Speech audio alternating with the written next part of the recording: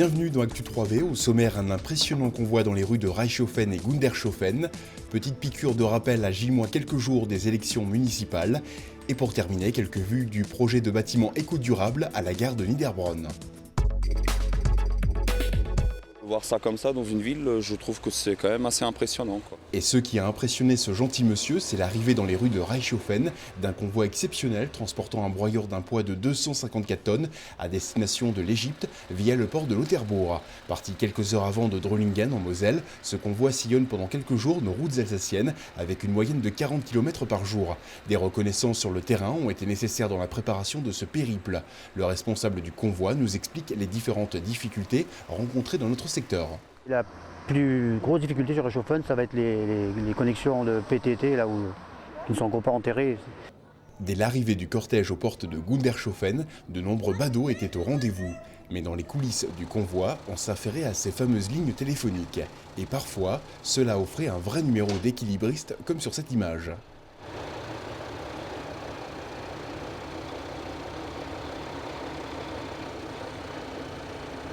Cette traversée des villages a entraîné d'importantes perturbations sur le trafic routier de notre région tout au long de l'après-midi, en provoquant d'importants retards dans les transports en commun par exemple. C'est ce que l'on pourrait appeler les joies du convoi exceptionnel.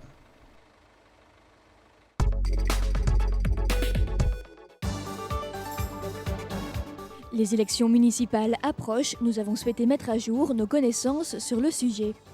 Connaissez-vous la durée du mandat d'un maire ? Non. 5 ans, non? 6 ans, hein, je crois. Section. Oui, je crois, 6 ans. Hein. 6 ans.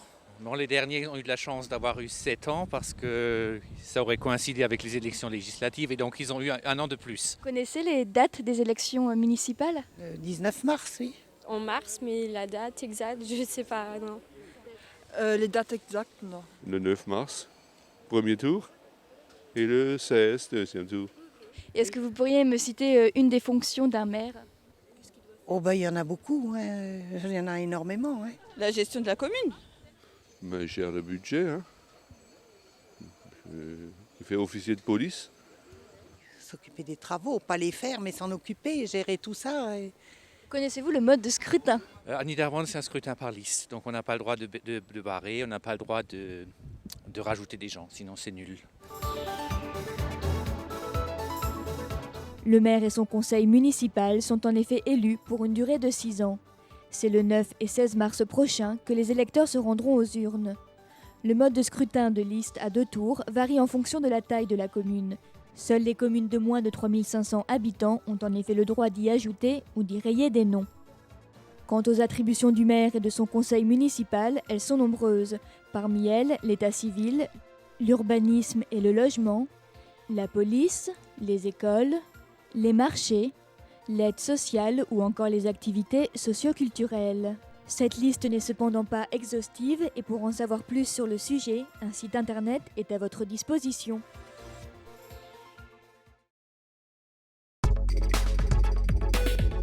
À coups de pelle et de pelleteuse, la construction d'un nouvel abri voyageurs a commencé à la gare de Niederbronn. Depuis 2 semaines, les fondations prennent minutieusement forme, tout est calculé au millimètre près pour accueillir 2 bâtiments éco-durables. Ces 2 édifices, préfabriqués par une entreprise allemande, seront acheminés fin mars sur le chantier. Ce prototype, entièrement financé par la SNCF, est le premier du genre en France. Et en voici un aperçu. Il s'agit d'un espace d'attente avec billetterie et d'un parking vélo 18 places. La structure produira sa propre énergie avec un toit végétalisé faisant isolation thermique et des panneaux photovoltaïques pour sa consommation en électricité. L'inauguration de cette halte éco-durable devrait être prévue dès la fin du chantier, début avril.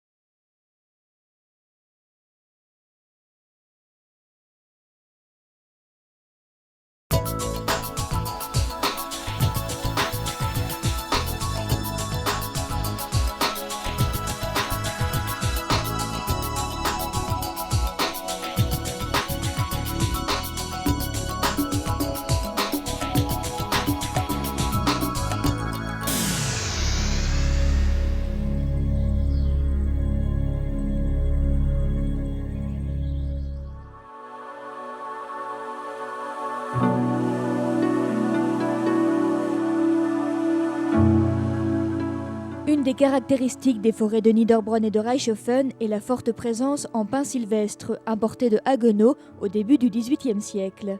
Afin de mieux comprendre le peuplement actuel de nos forêts, petit voyage dans le passé avec Raymond Blaise, technicien forestier retraité qui a longuement étudié cette histoire.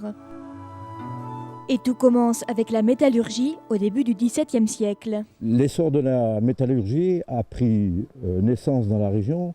Pourquoi ? Parce qu'il y avait 3 éléments importants qui étaient regroupés.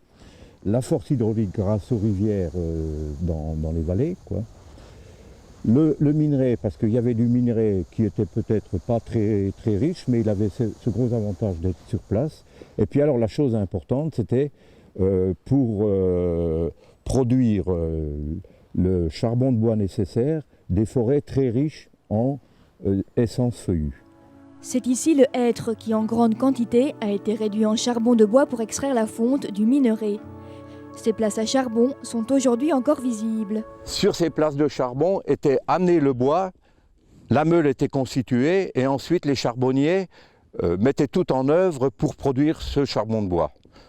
Le charbon de bois était ensuite descendu vers les vallées et conduit vers les hauts fourneaux qui étaient à proximité des rivières à ce moment-là.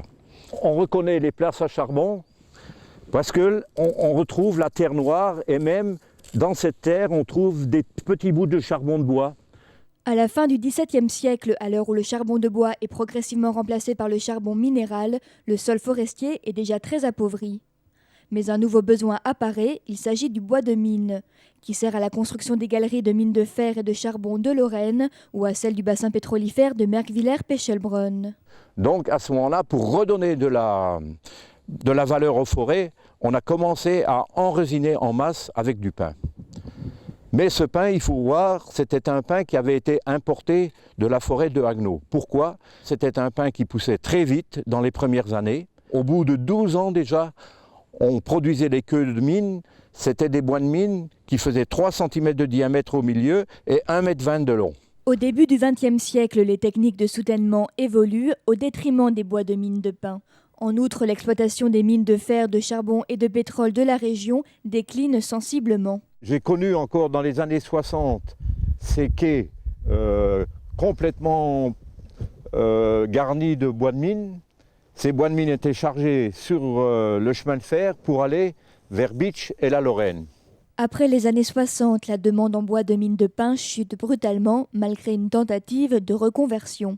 À la sortie de la guerre, on avait besoin de bois d'œuvre pour les charpentes, pour le bâtiment, quoi. On a essayé de transformer ce pin pour produire ses besoins d'après-guerre. Mais malheureusement, comme c'était un pin de plaine planté en montagne, c'est un pin qui n'a pas beaucoup de valeur parce qu'il n'a pas beaucoup de bonnes propriétés technologiques. En effet, alors que le Douglas par exemple possède après 30 années de croissance un large bois de cœur, le pin sylvestre n'a lui qu'un bois de cœur réduit après 70 années de croissance. En conclusion, ils ne sont pas aptes à donner du bois d'œuvre. C'est du bois qui est réservé pour faire des palettes, pour faire du bois énergie par exemple, mais en tous les cas pas du bois d'œuvre et surtout pas de la charpente. Selon Raymond Blaise, le pin sylvestre présente d'autres désavantages. C'est une essence pionnière qui investit rapidement les sols et qui a tendance à les acidifier. Vous voyez là, on avait créé des ouvertures dans l'espoir d'avoir de la régénération de hêtres ou de chênes et par le fait ce sont les pins qui se sont installés. Par la publication d'articles et d'un mémoire, Raymond Blaise émet le souhait que la gestion forestière s'oriente vers le retrait progressif de cette essence. Cette gestion est cependant délicate et les points de vue partagés. Daniel Wolf, garde forestier de Niederbronn, nous éclaire sur les grandes directives de l'ONF. Il s'agit de ne pas provoquer déjà de choc structurel majeur. Je m'explique, on essaye de garder une forêt un petit peu permanente. Et pour cela, on essaye le plus possible de tirer le maximum du potentiel des arbres qui sont déjà sur place. Économiquement peu intéressant, le pin présenterait tout de même un avantage paysager. Le pin sylvestre a une particularité suivante, c'est qu'il s'adapte mieux au sol pauvre. C'est une essence dite pionnière et une essence de lumière, c'est-à-dire qui est exigeante en lumière. Donc c'est une essence qui peut avoir son intérêt, surtout dans les versants secs. C'est aussi une essence qui a des exigences hygrométriques moins élevées que le hêtre surtout. Et l'essence sur laquelle se concentrent les priorités actuelles est le chêne Cécile, une essence particulièrement intéressante sur le plan économique mais aussi écologique. C'est une essence qui n'acidifie pas les sols. C'est un petit peu le souci. Dans les Vosges du Nord, nous avons des sols assez acides et pour cette raison, nous souhaiterions laisser s'installer un peu plus le chêne Cécile. Le chêne et le pin font alors plutôt bon ménage. Le chêne aura beaucoup plus de chances de s'en tirer en mélange avec le pin qu'avec le hêtre. Ça, c'est une réalité. Le pin a un couvert moins dense que le hêtre, donc il privera de manière moins radicale le chêne de lumière. La gestion actuelle des forêts repose alors sur une subtile cohabitation des différentes essences. Le pin, le chêne et le hêtre étant les 3 principales essences du paysage des Vosges du Nord. L'objectif de cette gestion est alors de répondre au mieux à des enjeux économiques, paysagers, mais aussi écologiques, la forêt jouant un rôle de réservoir d'eau et de ressources en oxygène.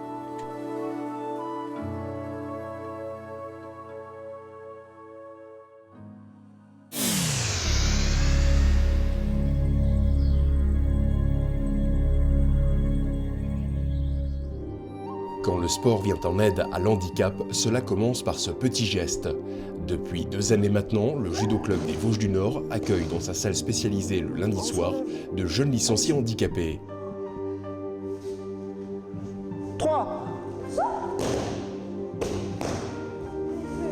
Mais pourquoi choisir le judo? 4. Le judo, c'est quand même un sport qui est cadré, avec un certain nombre de règles, de respect, on insiste beaucoup là-dessus. Je pense que pour les enfants qui ont des difficultés souvent de concentration, ce genre de choses, ça peut être très efficace. Adjumé.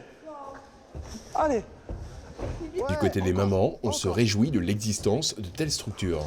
Moi, je suis en fait très contente de voir que l'on peut prendre en charge, enfin qu'il y a des gens qui prennent en charge donc des enfants qui ont différents handicaps, puisque ici, c'est vrai qu'on retrouve, je dirais, 3-4 handicaps différents. C'est pas très courant, et qu'avec 3-4 handicaps différents, on arrive à faire la même chose avec ces jeunes. Ouais, c'est bien. Continue. L'enseignement du judo à des handicapés est-il différent d'un cours standard? Il faut vraiment prendre les handicaps en compte, c'est-à-dire que c'est des personnes qui mettent plus de temps que les autres à intégrer ce qu'on leur demande. Tu te mets sur le dos? Sur le dos? On s'éparpille sur tout le tatami. Et Alexis, tu vas toucher. Avec la pratique du judo, le comportement de l'enfant dans la vie de tous les jours, et notamment à l'école, serait une bonne aide. Allez, tu touches. Suite aux échos que j'ai eus de certaines mamans, ça les aide notamment dans le sport et dans le contact avec les autres. Et également, ils arrivent à mieux se déplacer et à avoir un meilleur contact.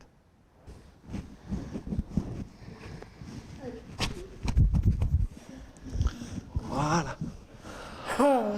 Ok. Vous vous rappelez des chutes latérales? 4. Pour certains enfants, cette activité physique fait partie intégrante de leur vie. Dans la voiture, en venant, ils me parlent souvent un peu du vocabulaire qu'ils ont appris ici. Tu sais ce que ça veut dire mater, tu sais ce que ça veut dire ça, etc. Donc on voit qu'il est dedans, qu'il est actif dans ce qu'il fait, et qu'il aime le partager avec les autres. Tiens la main à la ceinture. Et là, tu lâches plus. Là, tu lâches pas. Et tout simplement, vous faites la même chose qu'avant, et vous faites du bruit qu'avec une seule main. Avec une seule main. L'autre, vous la gardez bien à la ceinture, vous lâchez pas. D'accord? Prends les mains. Ensuite, on la roule. Bien la rouler. La contrôle. Quant à l'évolution des cours, la compétition pourrait prochainement être à l'ordre du jour. Cette année, justement, nous avons fait une demande d'affiliation. Donc, on a modifié nos statuts pour pouvoir faire la demande auprès de la Fédération française de sport adapté. Et donc, en septembre prochain, à la prochaine saison, suivant ce que dira le professeur, il y aura des judokas qui seront aptes à faire de la compétition adaptée.